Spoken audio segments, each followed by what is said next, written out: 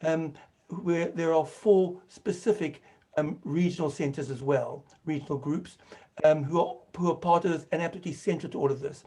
And backed up by all of this, and key as well to this, are the big organizations, WHO, UNICEF, UNESCO, and the World Bank. And we're absolutely delighted to have such a wonderful group of people who've pulled together and worked so hard to try and bring this together. So as I said, this is our first webinar, and we really are hoping to have subsequent webinars to really go into much more detail on different kinds of aspects of the things we're doing. And the content of these subsequent webinars will depend very much on the feedback that we get from you, the kinds of things you're interested in, and the kinds of engagement that you have with us. So please do respond, please do write to us. And of course, there's the Q&A, which I'm going to come back to in a moment. This whole work is funded by the UK Economic Social Research Council, GCRF, which is a Global Challenges Research Fund, who are funding this. And we have a representative today who will speak at the very end. And we're delighted and grateful to them for this. And also special thanks to ECDAN, who have put together and who are hosting this particular webinar. I'm going to hand over to Linda Richter in just a moment. But just to say, can you please put questions into the, not into the chat, but into the Q&A. And when you go into the Q&A, can you actually, just be sure that you mark all attendees and panelists, so we'll pick them up. And perhaps could you just also mention your name and your organization and which country you come from. I'll repeat that again, but please do put names, organizations, and your questions into the Q&A and not into the chat box, and we'll pick them up again. Thanks very much. So without further ado, I'd like to hand over to my wonderful colleague, Linda Richter, who's distinguished professor at the University of Witwatersrand, and she's going to be talking about the need for better global data across the period of child development. Linda.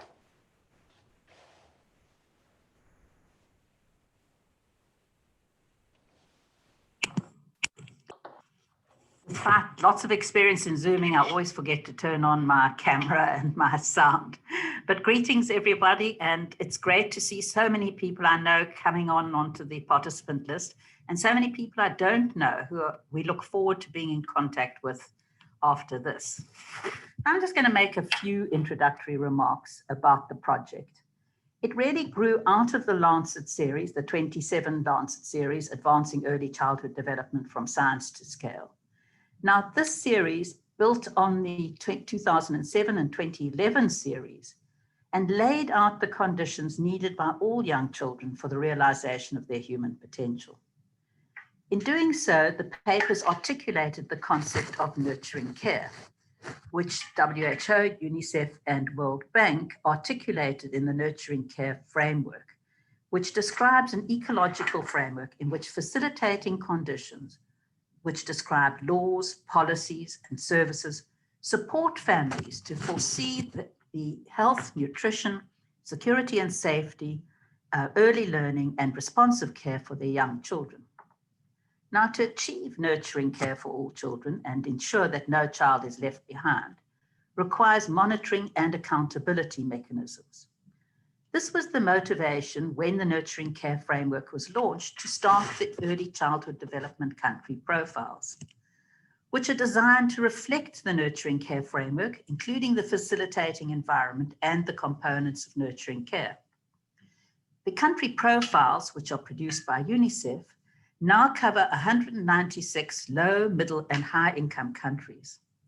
We have demonstrated in publications that analyses of this data can generate powerful information about household wealth, country income, residential status, sex, and other indicators of equity. But they could do so much more. To effectively use this kind of data and to motivate for more data and better quality data to be collected, and to both use it to draw attention to what is needed to be done and also how well we are doing, requires a collaboration between experts, policymakers, regional and country implementers, and others. And this is what we have assembled in this group to look at, and which we hope to expand as the project proceeds. Now, one of the main goals of the project is to unite the ECD agenda. I know that I'm speaking to participants who understand that currently this agenda is split. Even if it's not fully articulated or always acknowledged, the 0 to 3 group is consigned to interventions that are mostly home-based or clinic-based. We talk about development in this age group, and really we invoke the health sector to take the lead. Amongst the 3 to 6 age group, we talk about center-based services, we talk about learning, we talk about education. This doesn't help us. It has confused stakeholders who see these as two different aspects of children, so that somehow learning has exited the realm of from the 0 to 3 age children, and development has left the 3 to 6 year olds. We don't no longer maintain the continuum that children 0 to 6 are at home in centers. They don't transition neatly at the age group they're supposed to, from 0 to 3 to 3 to 6, 0 to 3 and 3 to 6. That we need to unite this agenda in order to clarify what all young children from before birth to preschool to when they enter formal school need to develop and to learn. And this, if we combine these, if we successfully combine this in this project, which is one of our goals, I think our voice will be amplified.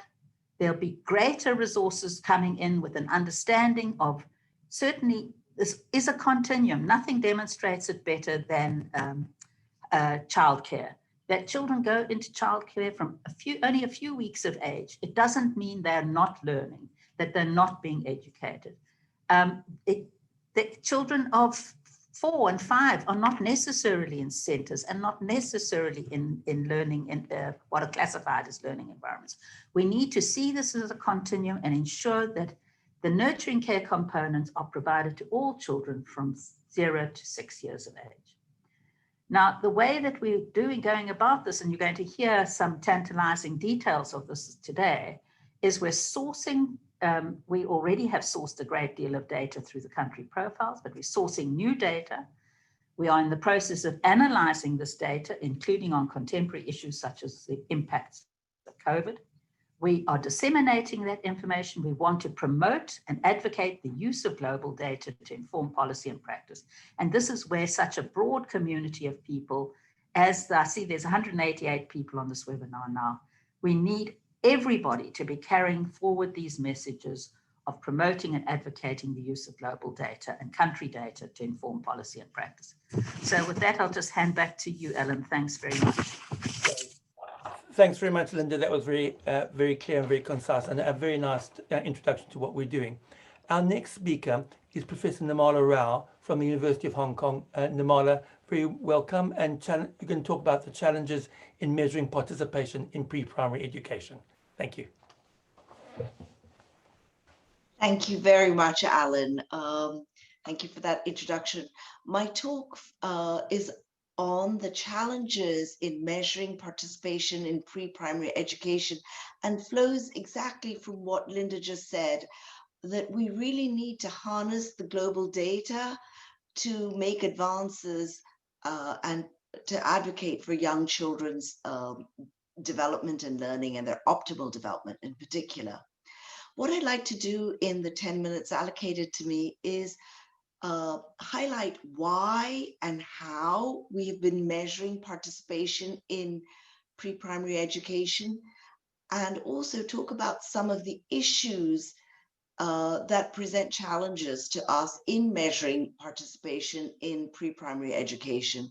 And then I'll just briefly touch upon overcoming some of those challenges, but that will be the foci of the focus of the next webinar. Okay, so why have we been measuring pre-primary education? So early childhood education and care are now considered as laying the foundation for lifelong development and learning. Aside from the Convention on the Rights of the Child, 3 international declarations have really raised the profile and status of early childhood. First, we have the 1990 Jomtien Declaration on Education for All, which made ECCE, early childhood care and education, an important part of basic education, as it accepted the notion that learning begins at birth. In 2000, the World Education Forum adopted the Dakar Framework for Action, which included 6 goals. Fittingly, the goal 1 was expanding and improving comprehensive early childhood care and education, especially for the most vulnerable and disadvantaged children. Continued global recognition of the importance of the early childhood period for human and societal development is clearly reflected in the UN Sustainable Development Goals, particularly Target 4.2, which states by 2030, all girls and boys have access to quality early childhood development, care, and pre-primary education, so they are ready for primary education. To measure progress towards Target 4.2, 2 globally comparable indicators were selected. That is whether children under 5 are developmentally on track, and my colleague Claudia Kappa will speak about that. And the other indicator is 4.2.2, that is national participation rates in organized learning 1 year before the official primary entry age. Okay, so that is what I'm going to focus on. That is the target indicator 4.2.2. That is national participation rates in organized learning. So the International Development Agenda has given us the why of focusing on early childhood education and pre-primary education, and international development agencies help us to determine enrollment, help us to answer the question. So we need to get this global data that this project is addressing.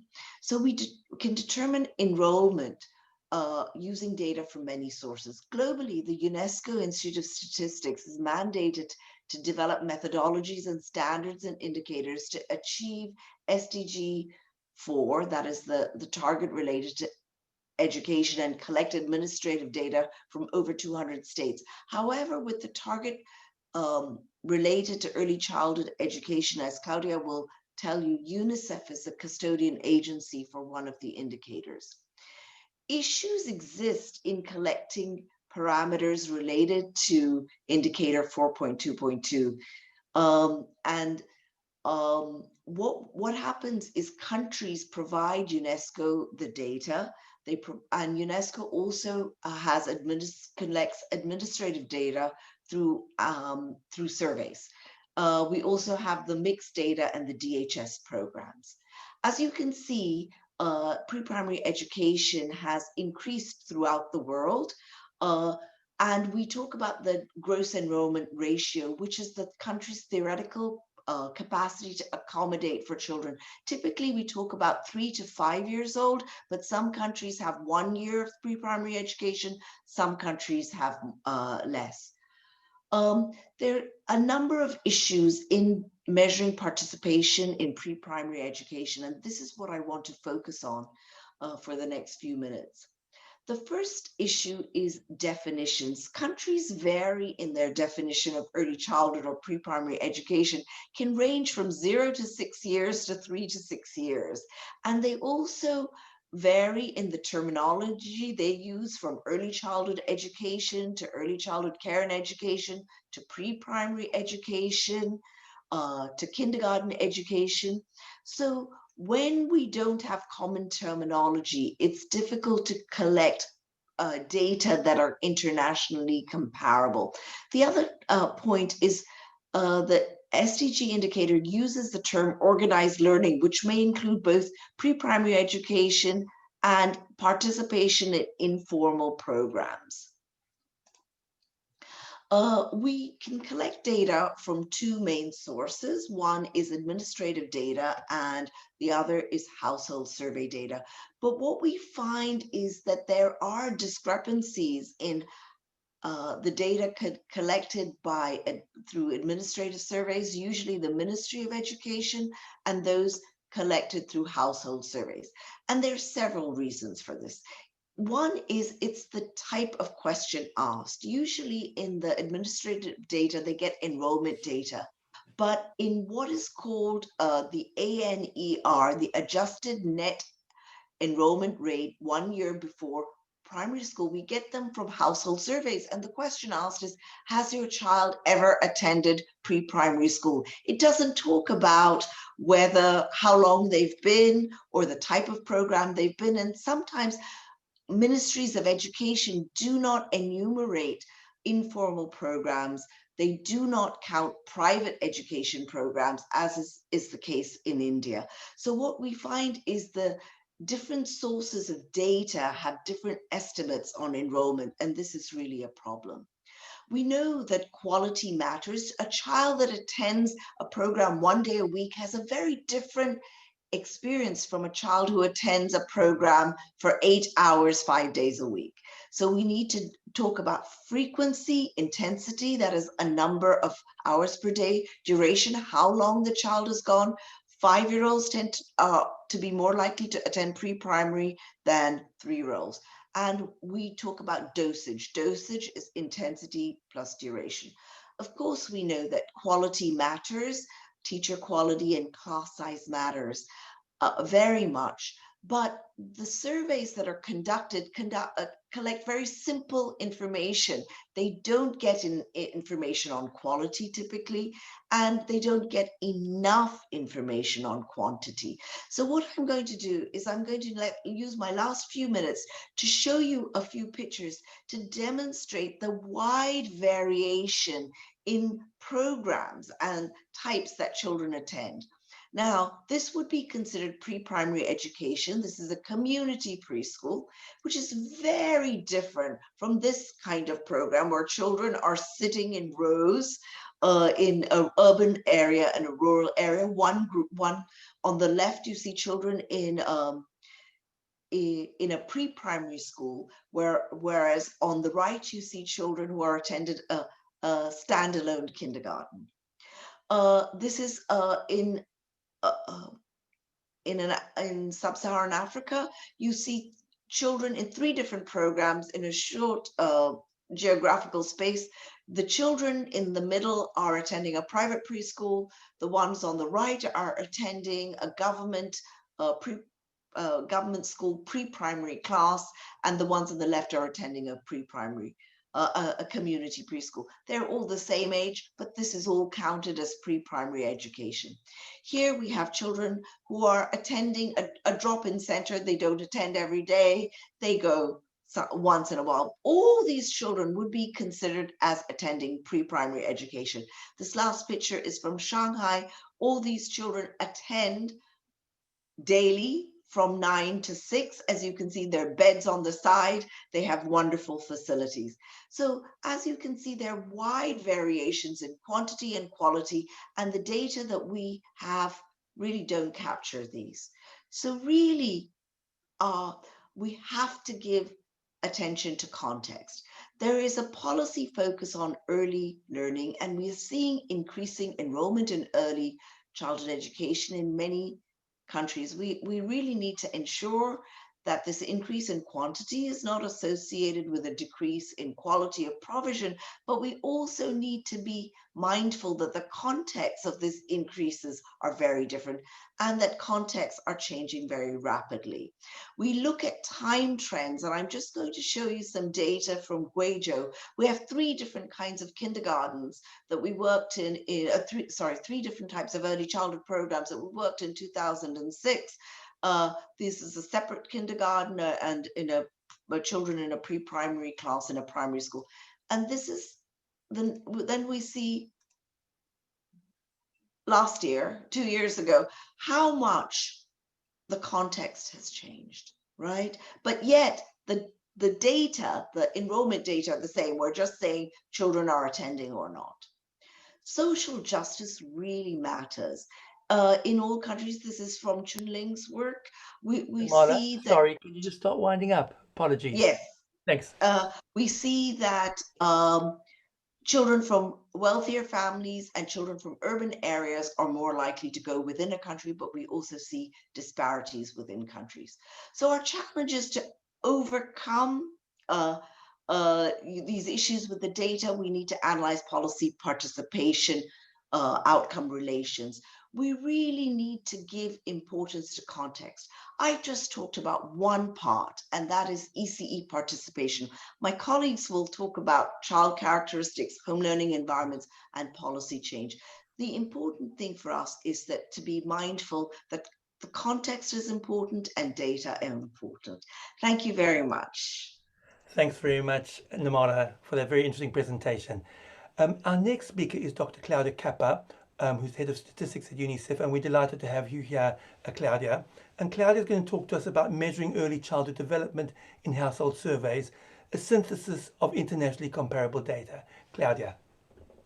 Thank you very much, Alan, and good morning, good evening, everyone. It is a pleasure for me to be able to join this webinar today.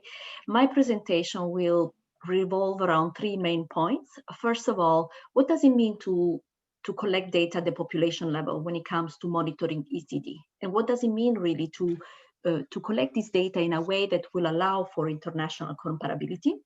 In the second part of my presentation, I will provide a quick overview of the available data.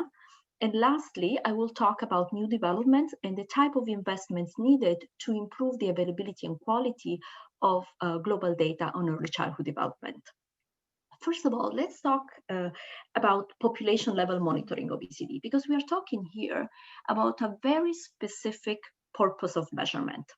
We know that in the field of ECD, traditionally, screening and diagnostic type of tests have been used to collect information on how children are faring and on their development.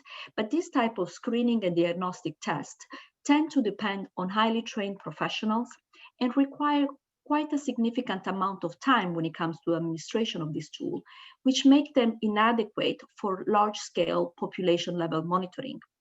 Now, to generate accurate data at the population level through household survey, and I'm talking here about a survey like a multiple indicator cluster survey or demographic and health survey, this requires specifically designed and validated instrument that can be implemented in a standardized way. And these are both important elements. We need to have a tool that can be scaled up, implemented in a standardized manner. And this standardized manner means that across all settings, regardless of the socioeconomic context where the data collection is taking place, the implementing agency can ensure the same type of quality in rolling out this data collection instrument. So these are elements that are very important for determining whether or not we're going to be able to collect accurate data in the context of a household survey.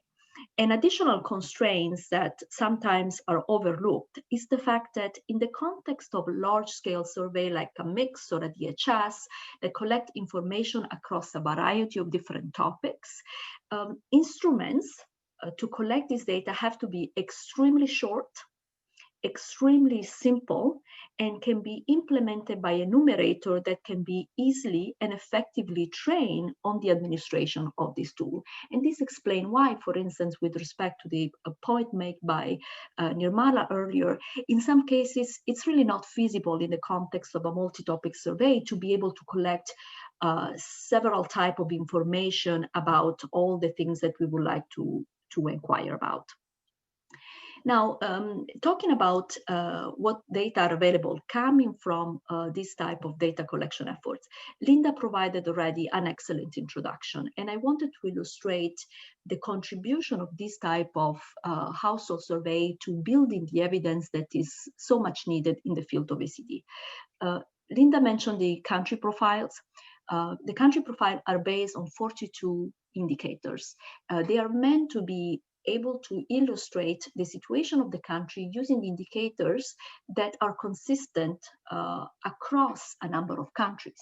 And of course, for the same country, we want to be able to report trends over time. So the same type of indicators and the same type of data collection is necessary to produce data that can be monitored over time.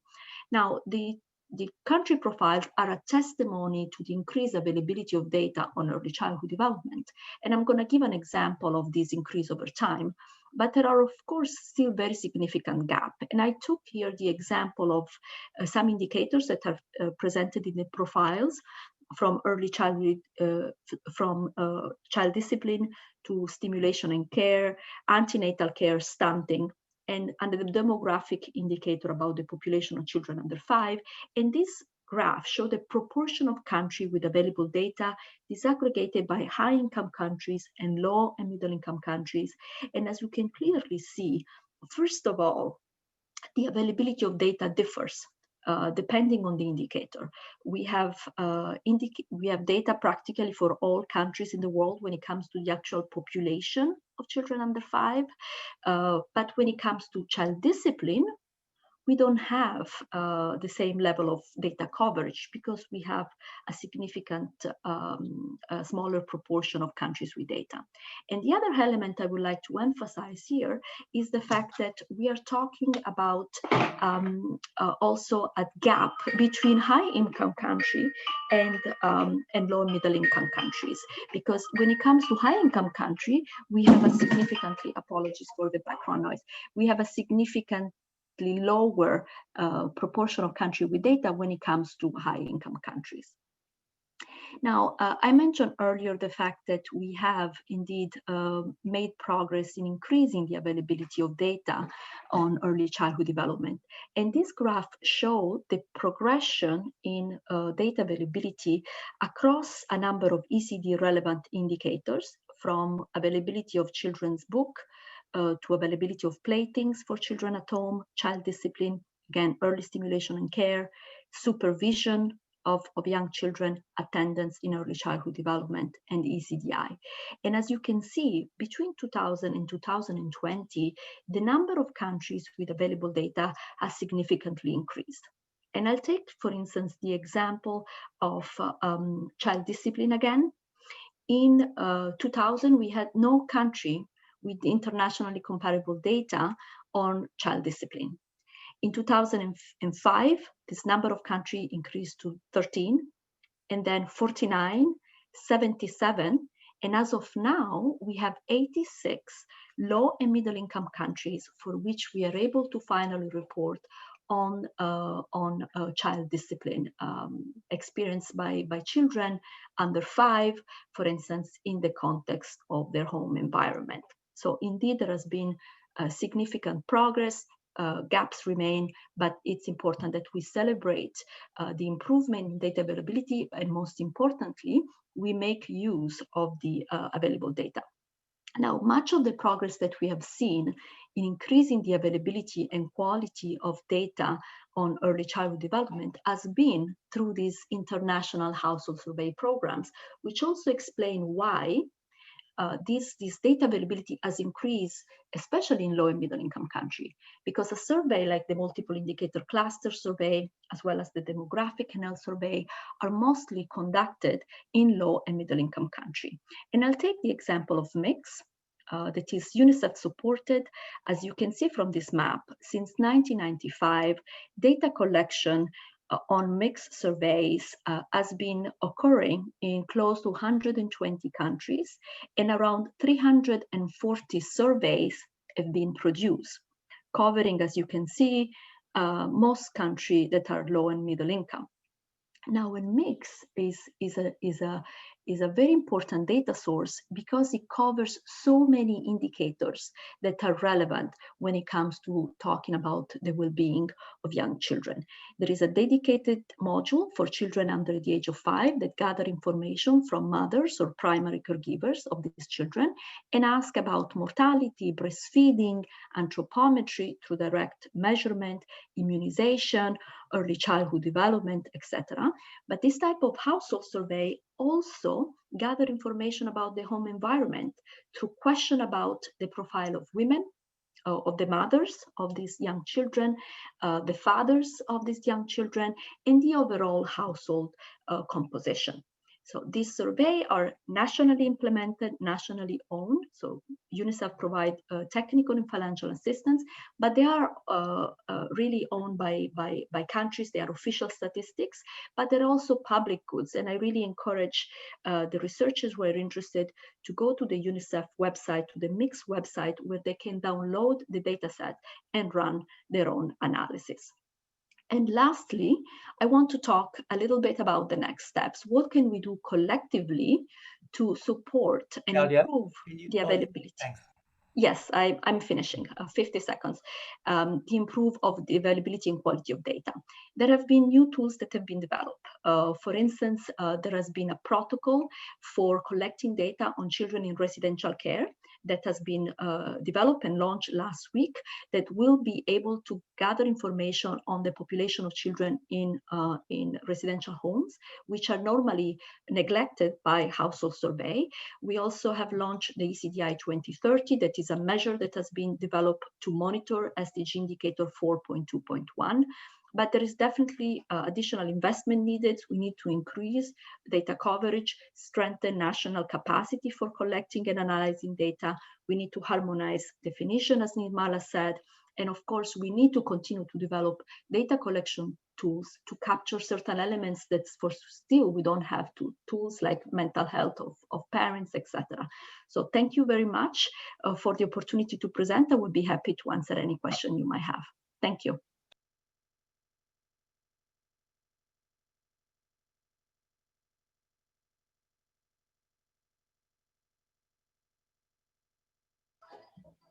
Alan, you're on mute.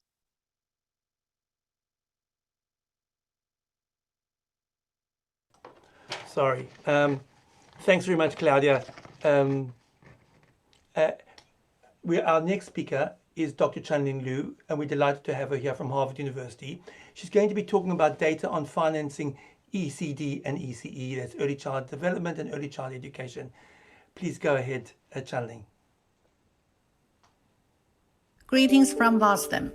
As countries and the international society have agreed on the importance of ECD in achieving the SDGs, for developing countries of cost-effective. To mobilize domestic and international resources for supporting ECD, knowing how much has been invested in ECD is important to inform the policymakers for planning for ECD programs. As we can see from the most recent version of Country Profile, information on financing ECD is not available. We are still in the process of data collection and estimation for each country. So in this presentation, I will report on what we plan to do for the next report of Country Profile and briefly discuss the framework that we use for tracking investments, the challenges that we have run into, and the preliminary findings that were derived from the collected data. Our assessment on ECD investments is built upon nurturing care framework, which includes 5 components as listed here. These services or care have been provided by parents, families, and communities. In addition to tracking investments in these 5 components, we also want to track spending on activities that could facilitate an environment to enable caregivers, families, and communities to provide nurturing care. And these activities could include social protection for young children or paid maternal leave, etc. When tracking investments in ECD in developing countries, there are 3 major funding sources that we need to consider: government spending, donors' contribution, and private spending, such as household out-of-pocket payments. Ideally, in each developing country, we will collect spending data from these 3 funding sources on the 5 components of nurturing care, as well as their enablers. However, in reality, there are many challenges in tracking investments for ECD. To name a few as listed here. First, there's no clear consensus on what interventions belong to ECD program. Interventions such as early learning or parenting education clearly belong to ECD, but others, such as clean water or environmental protection, they benefit general populations, including young children. Now, the question is, how should we allocate the investments in clean water into ECD? Should we assign all the investments in clean water to ECD, or should we allocate part of it into ECD based on some allocation factors, and what these allocation factors could be? And these are the questions that we will have to explore in estimating ECD investments. In addition, ECD programs cut across multiple sectors.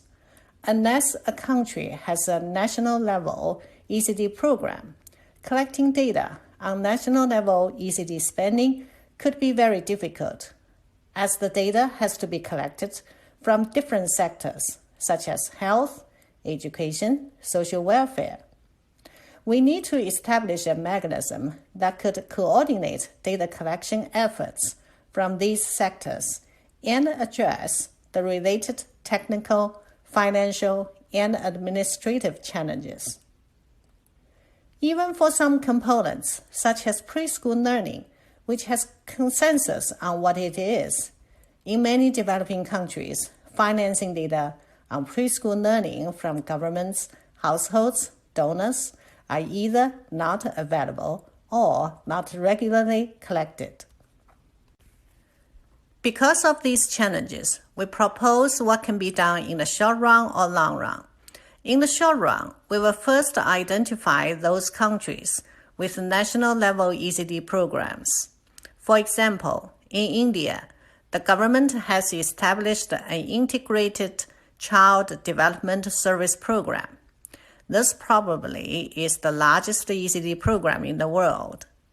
Basically, the Indian governments provide free early education, nutrition support, and health care to young children, pregnant women, and lactating mothers. The care order services were supported by the two ministries as listed here. Through literature search and calculation, we obtained estimates of government spending and donors' contribution to the national ECD program. The total national ECD spending in 2014 is about 0.57% of the GDP in that year in India. Unlike India, in many developing countries, they do not have national ECD programs. For these countries, in the short run, we will focus on investments in pre-primary school. We made this decision because pre-primary school is a core component of nurturing care, and its definition is relatively standardized across the countries. For countries with available data, we will look at how much has been spent on pre-primary school by governments, households, and foreign donors. We have been collecting data from various sources. Till now, we have found that since 2010, 77 developing countries have available data on government spending. 19 developing countries have household surveys which include variables about household out-of-pocket payments on pre-primary school, and the data of donors' contribution is available for 124 developing countries. As data on donors' contribution has lots of details, we will go beyond the pre-primary school and produce estimates of donors' contribution to other ECD programs, such as child and maternal health, food and nutrition, social protection, etc. Now, let me quickly show you some preliminary findings derived from the collected data. In terms of government spending on pre-primary school, among those countries with data available in 2014, most governments spent 5% or less of their total investments in education sector on pre-primary school. For a group of countries which produced the reports on national education accounts, the available data shows that in countries such as Senegal or Vietnam, governments are the major funders for pre-primary school. In countries such as Uganda and Nepal, it's the households that made the largest contribution to the pre-primary school. And a large portion of household payments prevented the young children in the poor households from accessing preschool learning in these countries. In the long run, we will expand the data collection and estimation to more areas of ECD. For example, for government spending, we will collect the data on child and maternal health, nutrition and food.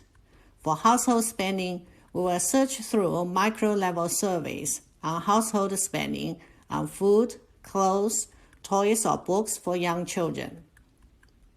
Now, I want to conclude this presentation by sharing some of our thoughts on how to improve data availability and quality in the long run.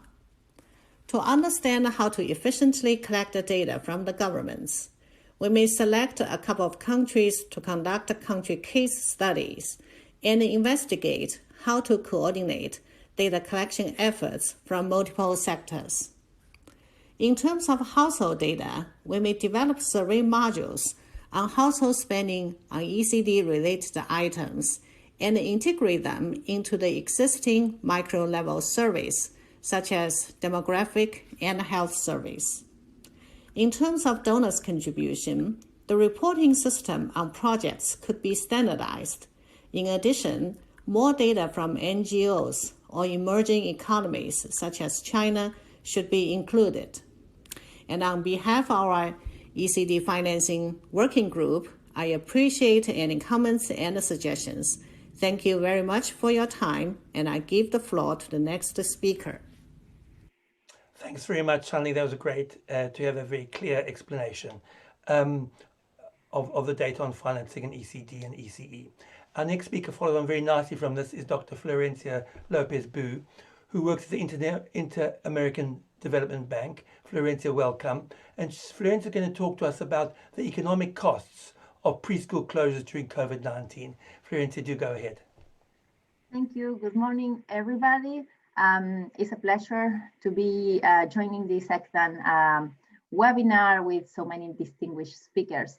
Thanks for the opportunity to share the work on the economic costs of preschool closures due to the COVID-19 pandemic. I'm going to be showing results very quickly of two separate pieces of work. The first with Professor Giri Berman and Claudia Vázquez, and the second is work with additional colleagues, Dana McCoy, Gunther Fink, Jorge Cuartas, and others, Claudia as well. The pandemic started, we all know, with an invisibility of children in the public policies agenda. This was really worrying, and that was probably due to the low mortality, morbidity rate from COVID-19 for very young children. There was many studies showing that the probability of them getting infected was extremely low, but yet the pandemic has adversely affected the health and well-being of millions of children around the world. Millions have fallen into poverty. Infant mortality is expected to rise for the first time in 60 years. Household stress and violence are increasing, just to mention a few things of how adverse this context is being to children. And one such negative effect is reducing access or closing down the institutions that support children's development, like pre-primary school. And we know that measures to contain the spread of the disease have left nearly 175 million children 0 to 5 out of the classrooms. Whereas there is a growing literature that has highlighted the likely substantial adverse impacts of primary and secondary school disruptions on children's physical, psychological, behavior, educational, and financial outcomes, there is no evidence currently available on the impact of the pandemic on younger children, and that's what motivates these two studies. And preschools may have lifelong costs of children and societies, and for that, is that we will examine the cost of inaction or the benefits foregone if we did not invest in children in terms of lost income, that net of cost, over their lifetime. We do so by using the cost of inaction framework presented in the Lancet Series 2016 that Linda was mentioning. I wanted to explain very briefly the methodology for those of you who do not know it, so you know exactly what we are measuring. This cost of inaction is the difference between the present value of potential economic benefits and cost of an ECD intervention. In this case, it's going to be pre-primary. To be included in the cost of inaction, benefits and costs have to be identified, monetized, and discounted to the present, because some of them will occur in the future. This is not easy to be done because ECD interventions impact outcomes in very different domains and throughout the life cycle. So this has to be carefully analyzed, and the effectiveness of other interventions happens as a result of these ECD interventions. So the initial approach focuses on long-term benefits of increased income in the labor market.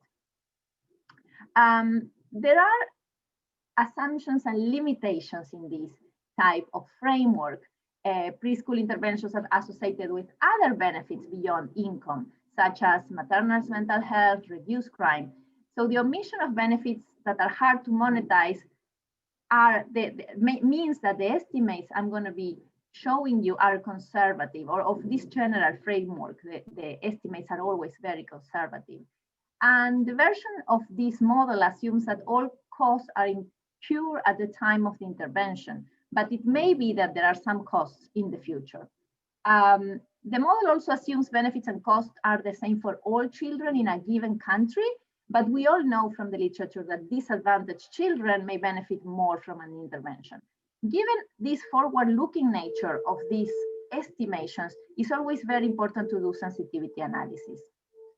So going back to our study on the impact of the pandemic on preschool program reductions, we know that the preschool enrollment in 2018 worldwide, for the latest data we have available from UNESCO for those countries where we have data, was 51.5% for girls and 52.4% for boys, with a lot, of course, of heterogeneity by income level and across countries.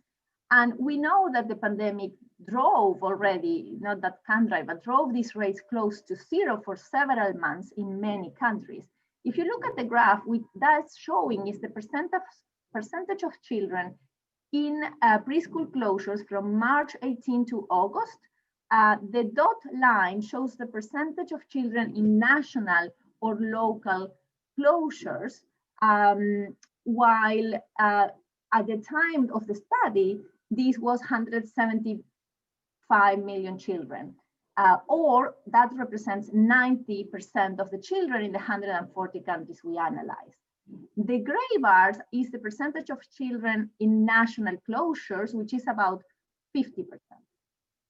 So to go to the results, we consider a discount rate of 3%, an impact on earnings of 8%, a time horizon of 45 years, and a per child cost that varies according to the price level ratio of PPP conversion factors, and estimated the median loss of a 6-month cut in preschool participation to be 2.8 percentage points of the GDP, and that reaches 5.5% of GDP for a 12-month closure. In the graph that you are seeing, we have disaggregated that by income level of countries according to the World Bank income level disaggregation. And also you see disaggregated by 3, 6, or 12 months of closures. For instance, let me give you an example. In Latin America, given the calendar of the Southern Cone that goes from March to December, 9 months of closures have already elapsed. So really the cost to be considered as you look at those graphs is more close to the 12 months of closure. So figures that are very close to 5% of the GDP for individuals and societies as a whole. Let me now briefly tell you about the work with Dana McCoy, Gunther Fink, and others which look also at the more immediate impacts of COVID-19 related preschool closures and suggest that a year-long preschool closures could be leading to 22.1 million children failing from the on-track status in their development, that being measured by the measure that Claudia was telling us, and 28.8 million years of learning lost by adolescents, which is dramatic because these developmental and learning losses have major implications for countries' ability to meet the Sustainable Development Goal 4. These estimates are based on the data from the ECDI, from UNICEF mix, and the PISA UNESCO data, which are indicators used to track ECD and learning, respectively, in the SDG 4. Moreover, something to be considered when looking at these estimates is that developmental and learning losses are largely concentrated in low and middle income countries, which could then exacerbate existing inequalities in our world.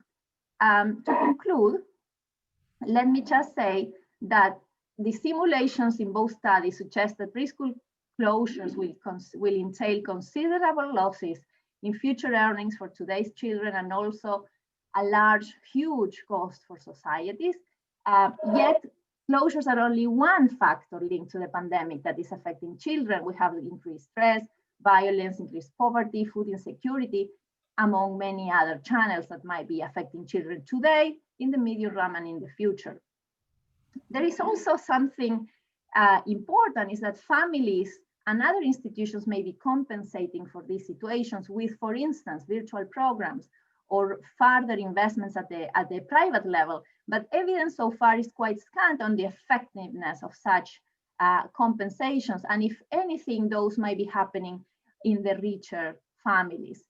Of course, the simulations do not record the full effects of the pandemic on 3 to 5 year olds, but they do help to gauge the loss of income and learning throughout their lifetimes. And as a policy, because I come from a policy and the Inter-American Development Bank, I think our view is that urgent action is needed to mitigate these losses, particularly for the most vulnerable children, for not exacerbating inequalities further.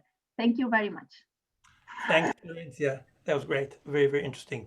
Our next speaker is Professor Jody Heyman, and Jody works as heads the World Policy Analysis Center at UCLA. And Jody is going to talk to us about the economic costs of, is going to talk to us about data on policies to support children and families. So very much a policy-focused talk. Thanks, Jody.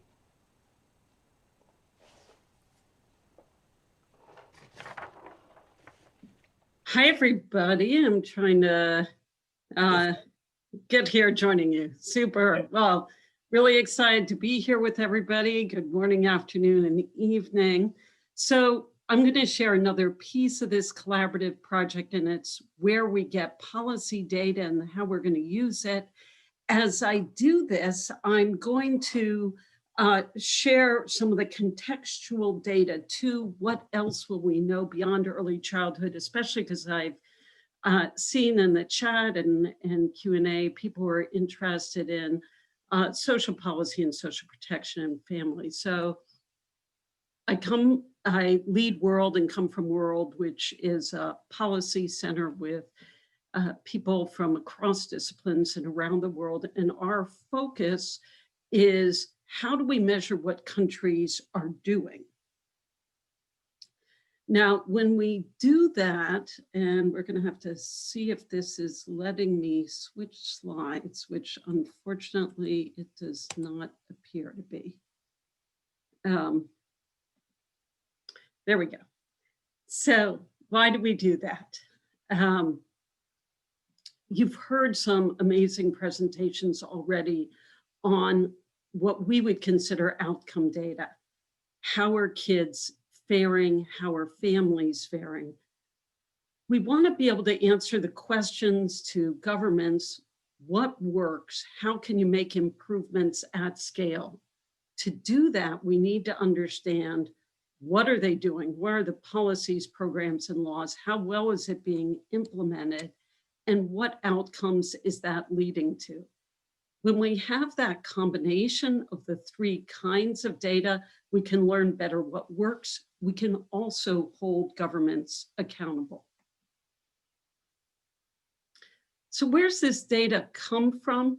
We largely look at primary sources. So we look at the laws themselves in their original language or in UN language translation. So mainly primary sources, sometimes secondary sources to confer.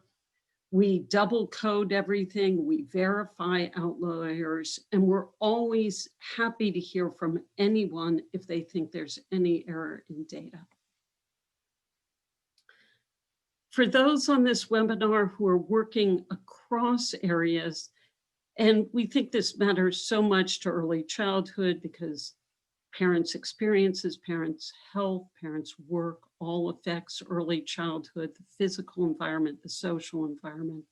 This slide is just from our homepage, and you can learn more going to worldpolicycenter.org. But we do have a deep dive into a lot of related areas.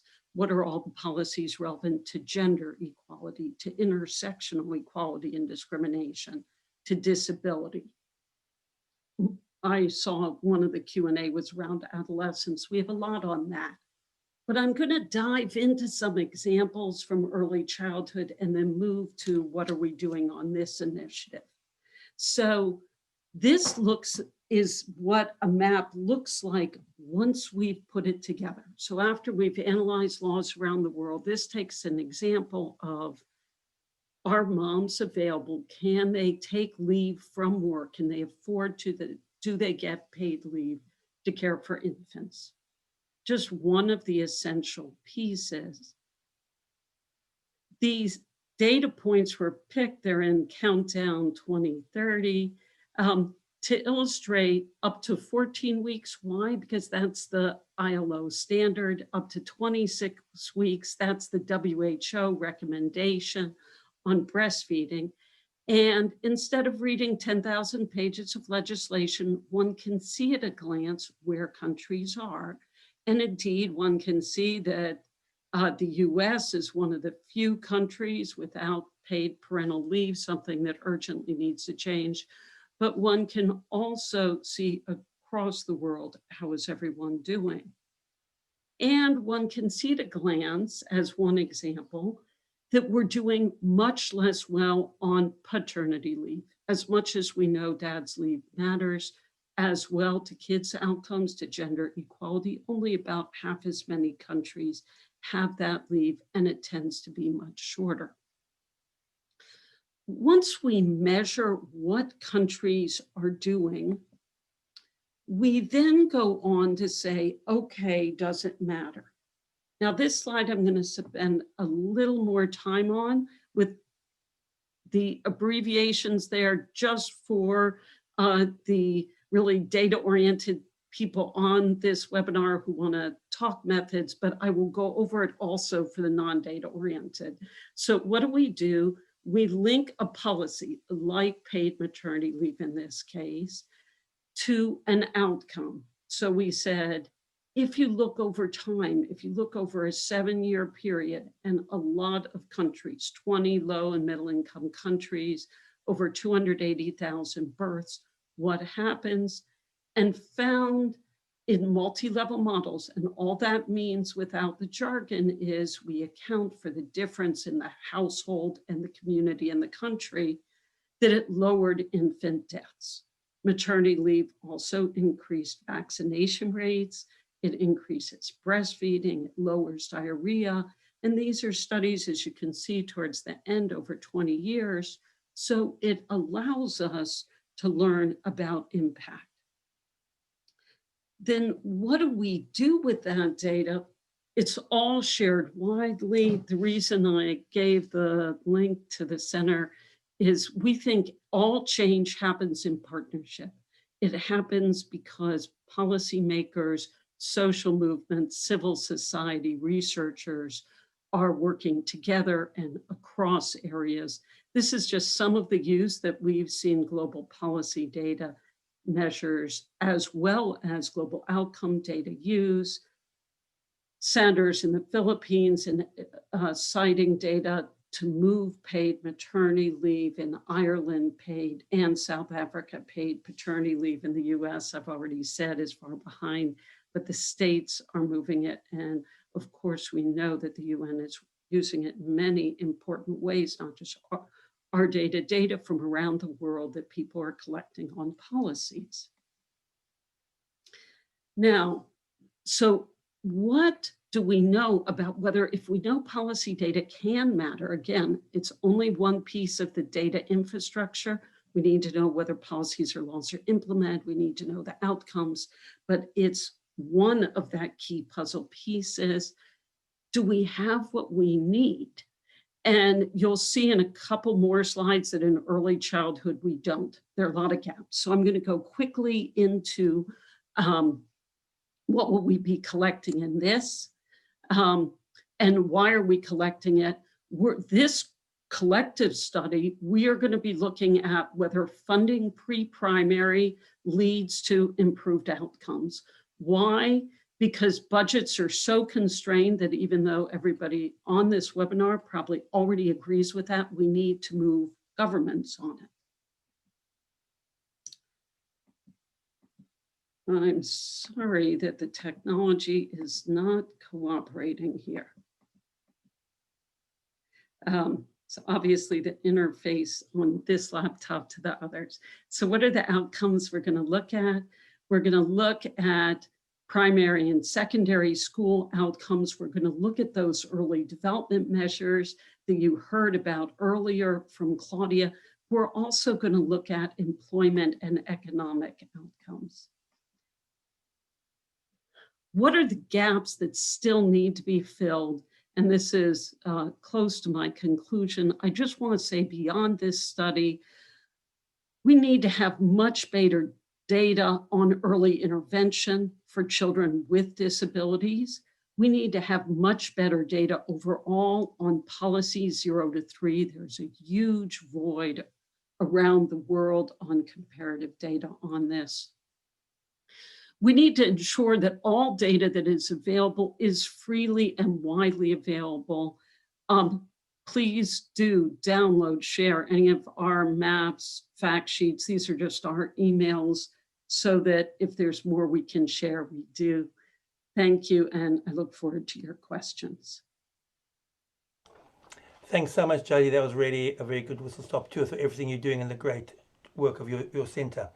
Our next speaker is Professor Sandra Fredman from the University of Oxford, and she's going to be talking to us about how data can be used to advance human rights law for young children. Sandy.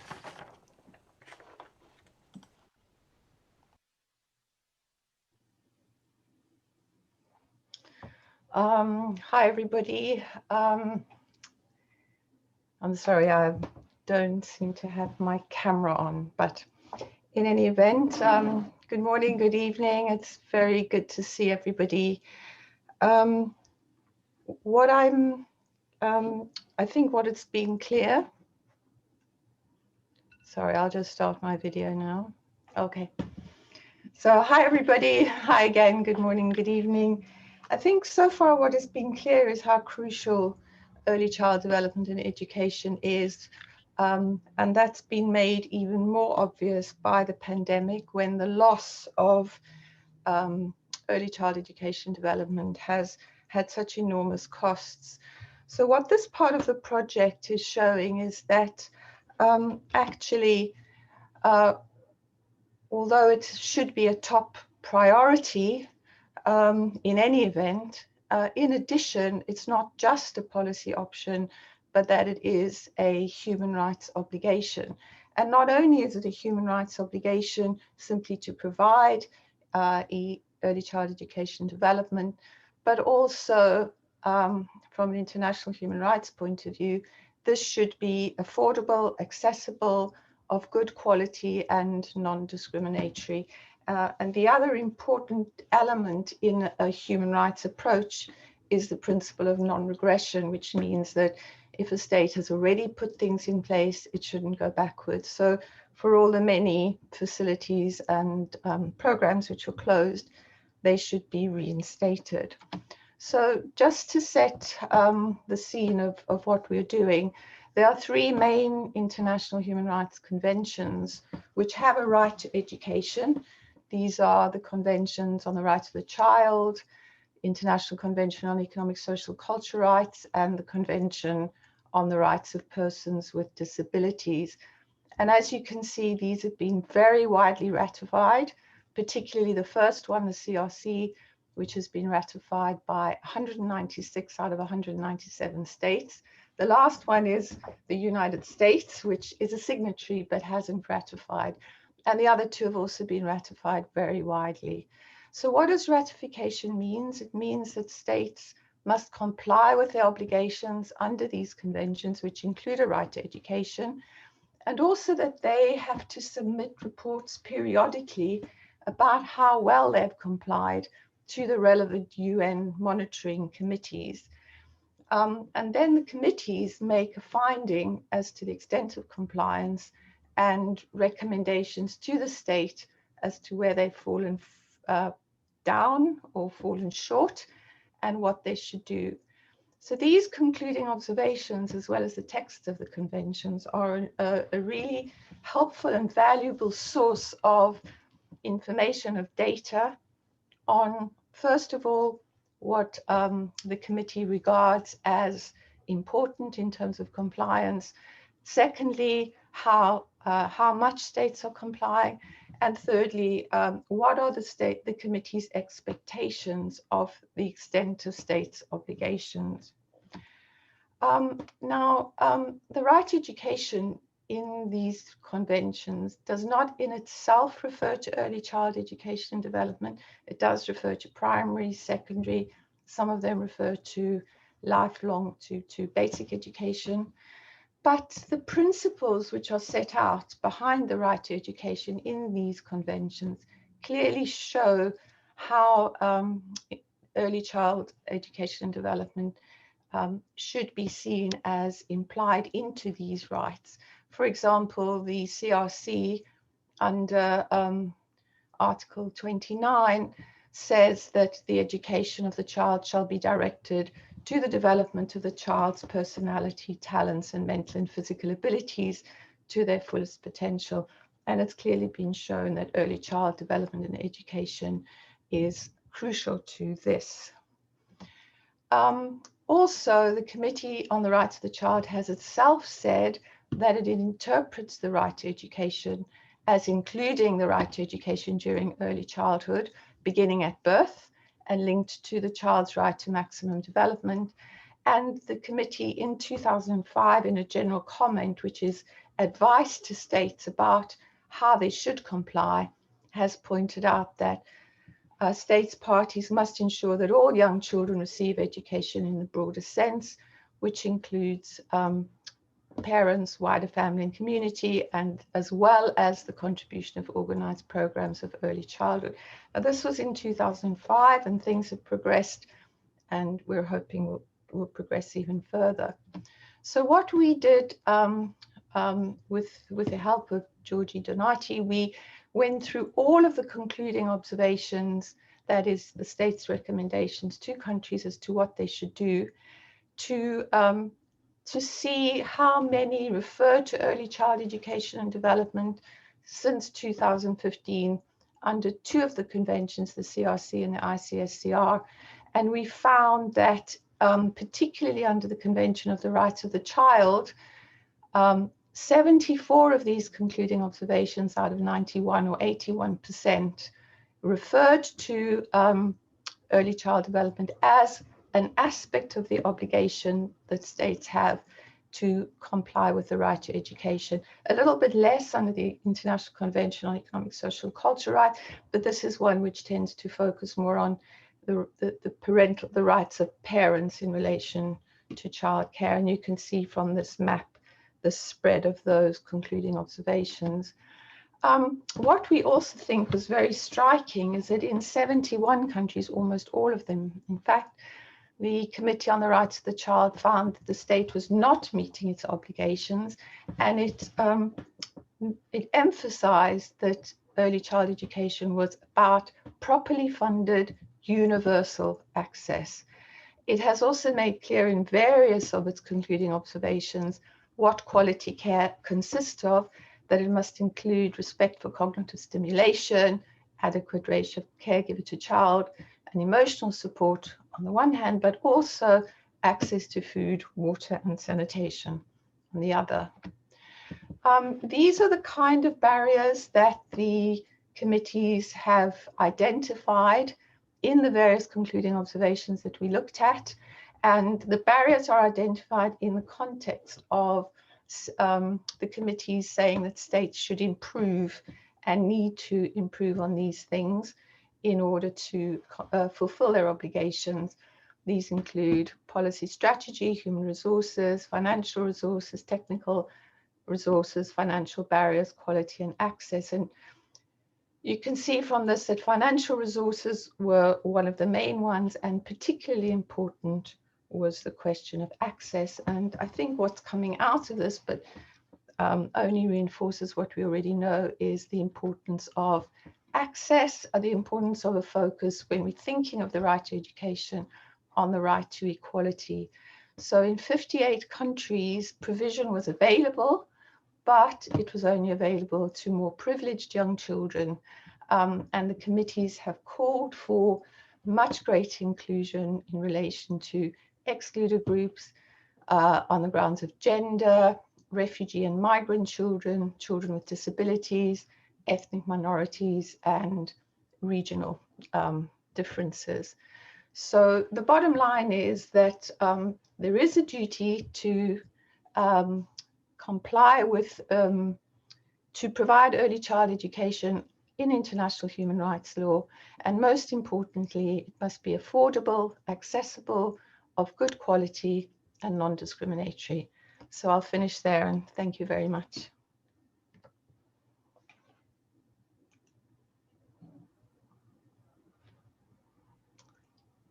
You're mute. Thanks very much, Sandy. Our next speaker is Karen Zamboni, Dr. Karen Zamboni from the UK Foreign, Commonwealth and Development Office. Karen has been a wonderful supporter and conceptual help to us, and we're absolutely delighted that she's going to provide us with some concluding comments. Karen. Thank you very much, Alan, and good morning, good afternoon, good evening, everybody. It's a real pleasure to be here and to close this webinar. I don't know if Sarah can put up the slides that I had prepared, but I don't want to take up time unnecessarily. So it's, as I said, it's a real pleasure to close this webinar, and I would really like to thank all the distinguished speakers and the organizers, ECDAN, for yet another very successful webinar. The presentations were absolutely outstanding, and I'm sure they'll be followed by a rich discussion. On my side, I just wanted to share a few thoughts on where this fits in the UK policy priorities. The case for investment in ECD is absolutely clear and compelling, and we need to scale up child-centered and family-centered programs that look at the intersections between the different components of nurturing care. We see this, we as the Foreign, Commonwealth and Development Office see this as particularly critical to achieve our ambition of supporting 12 years of quality education for girls, as well as inherently linked to the agenda on ending preventable deaths, and actually pushing that further into supporting children to thrive. And increasingly, because of all the evidence that has been brought to the fore by the Lancet series, but also by presentations that we've heard today and the work that is ongoing, it's very clear that there is a very strong economic case for investing in early childhood development, and this is a critical investment if we want to harness the demographic dividend and really build human capital in partnership with the governments where we work in the south. So what we are doing about it, the UK investment is primarily in ECD research, although we do have a number of programs in country that use different entry points with governments to advance the ECD agenda. Our main program is called Thrive, and it's a 20.5 million investment in implementation research on what works to deliver quality ECD at scale, and it's supported and we deliver in partnership with the New Zealand Ministry of Foreign Affairs, as well as the UK Medical Research Council. And there are two huge opportunities that I wanted to also flag up to the 178 participants in this webinar. So we work in partnership with the Medical Research Council through their Applied Global Health Board, and there is an ongoing actually call for research on ECD, which we hope will support the continuous building of the body of evidence on intersectoral research, innovation, efficacy, and scale up. And we're also in the process of procuring an implementation research program in 5 countries. Looking at scaling up ECD interventions. Across the UK funders, so beyond the FCDO, you're looking at the other UK funders and research institutions, including the ones that are funding this project. The UK invests about £90 million in research for ECD, so it's a substantial amount of money, and we really hope that we can use this to move further to the pathways for impact. So really use the data and the evidence to understand the needs, understand the relative needs, understand the intersections between the different needs, and prioritize and shape collaborations to meet these needs. And as Linda was saying at the very beginning of this webinar, to push for accountability internally as well as externally. And so with this, I'd like to close this webinar, but very much opening the pathway for what will come after. This is only the first of what will be certainly an exciting series of seminars and a very intense collaboration and close collaboration between research and policy makers. So it's a real opportunity, and it's a really exciting development, which we look forward to be part of. Thanks. Thanks so much, Karen. And that was very, very nice conclusion to bring out so many important issues. And just thank you to the entire speaker group who really brought together this important area in such a clear focus. So we have some questions. We don't have a lot of time. So what I'm going to do is just bring forward a couple of the questions, but we won't do them live. I'll just pick them up. So there have been quite a few questions about the inclusivity of data, what data we need, and why we don't have a lot of data that we will ultimately need. And I think we've just had a discussion amongst ourselves. And I think what we agree is that what we need is top-down and bottom-up pressures to initiate better, more comprehensive data collection. So all stakeholders, all of us, especially individuals and organizations on this webinar, can really have an effect by motivating for expanded national data collection relevant to young children. So I think that's a very big and important issue that we could all take on as a group. And maybe that's one of the things, one could be a subject of one of our subsequent webinars, about how we do this, how we do it collectively, how we bring together in-country stakeholders and people to kind of help think how we can have a coordinated approach, because it's a very common issue. It's coming up in all our questions, and we struggle with it ourselves. I don't know if any of the panelists want to add to that. Claudia. Thank you, Alan, for giving me the floor. This is an excellent question, and a complex one, as you said. When thinking about increasing the availability and quality, not just the availability of data on ECD, we definitely have to think about, first of all, continuing to advocate for the demand of data, because as much as we are passionate about ECD, but this passion is not necessarily contagious. unfortunately. ECD is not necessarily prioritized in terms of policy, in terms of data collection. So I think we have a responsibility to continue to advocate for this type of data, but also from the supply side, we have a responsibility to help countries in collecting this data by providing them with reliable and feasible data collection instruments, helping them strengthen the capacity, but also I think the missing link sometimes it's really about making sure that we help governments or countries more broadly in terms of providing financial assistance. Because unfortunately, again, we can be passionate about data, but the available funds to support data collection, particularly large-scale data collection, is not there. It's not the fanciest thing to fund. And governments still need technical assistance, financial support. So it's a combination of factors, but definitely we all have a role to play.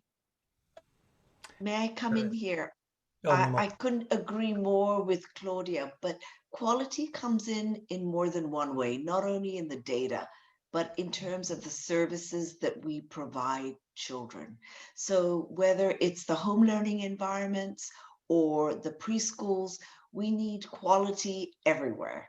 And I think that our project will, through the various substreams and work packages of our project, will help to highlight this, because it's not only quality data, but quality environments for children that are important. Thank you. Thanks. Anybody else want to add? I note that Chun-Ling Lu doesn't have her camera on, but she's on. So Chun-Ling, if you do want to say something, just go ahead. Okay, Linda, you're on mute. Yeah. Oh, there she is. You know what? I was downcast a little and heartened by the questions about why we don't have data on certain things. It took me back to why we started the ECD country profiles. Was, I think, a deep commitment to making this, bringing what data we had together and beginning to use it. And I really see a massive sense of support amongst people on the webinar for this effort and the roles that everybody can play in, as Claudia was saying, increasing demand in the areas in which they're most interested, whether it's fathers and early child development, whether it's children with developmental delays.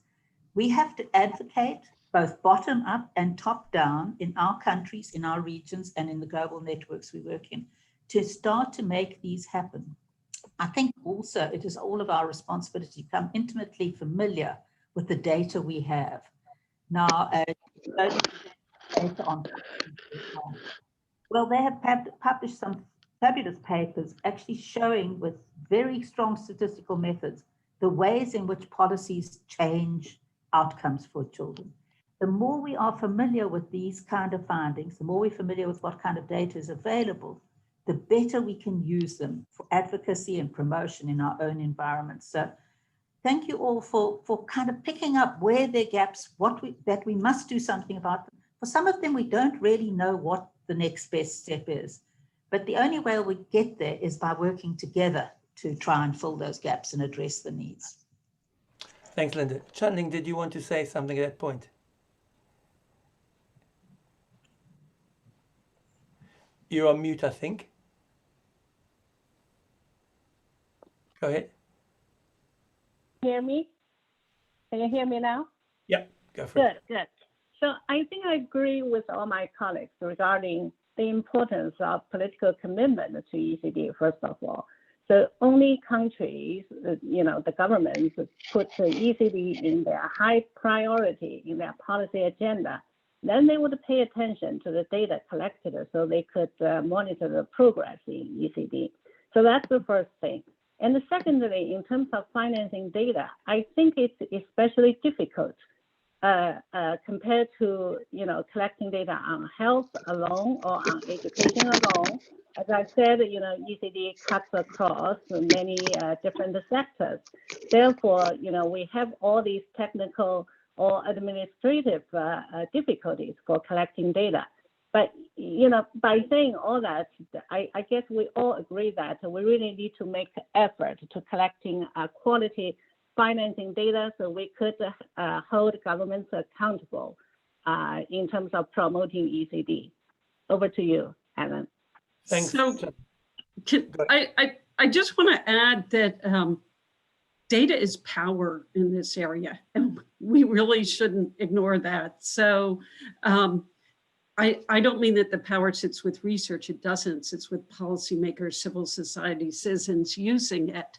But on areas that people care about changing, we collect gobs of data. So GDP, economic measures, what companies are doing, there are gobs of data. We should worry deeply about the lack of data on early childhood. It is much better than it was, and that's really exciting. But we have a long way to go. And when that data on what governments are doing, what the private sector is doing, what outcomes are doing is available on every country, every year across all children, we will have an entirely different level of impact and ability to organize around it. Great. Unless anyone else has a brief comment, we're probably almost time up. So I think anyone who hasn't spoken, okay.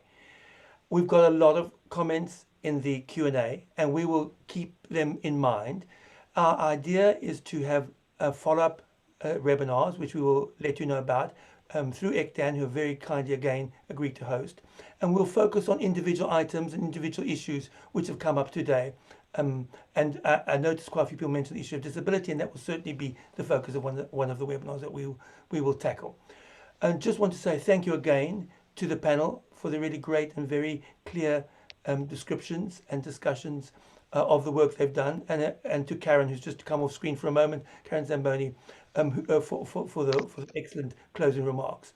And also to the audience, absolutely great to have you on board. It's great to see so many people. Please do keep in touch, keep staying with us. We have a website, we have a Twitter handle. We'll keep going. Please come back to us. What we want more than anything is your feedback, and that it will help guide us in the way we can best help, and also guide us into what we can use these future seminars and webinars for. And we really want you to be part of this ongoing thing as a really group action going forward. Thank you very much. Bye-bye.